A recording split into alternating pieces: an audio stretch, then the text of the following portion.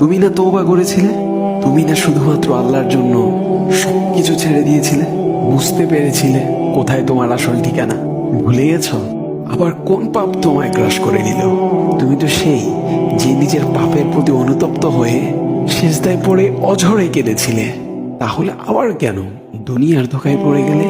কেন ভুলে গেলে কোথায় তোমার আসল গন্তব্য? তুমি কি হার মেনে নিয়েছো নফসের কাছে? তুমি এত দুর্বল, ভুলে গেছো তুমি কার বান্দা? কে তোমার রব? তোমার রব তো সর্বশক্তিমান। সর্বশক্তিমানের বান্দা আবার কখনো দুর্বল হয় নাকি? মৃত্যু পর্যন্ত লড়ে যাও তুমি। শয়তানকে দেখিয়ে দাও তোমার ইমানের পাওয়ার।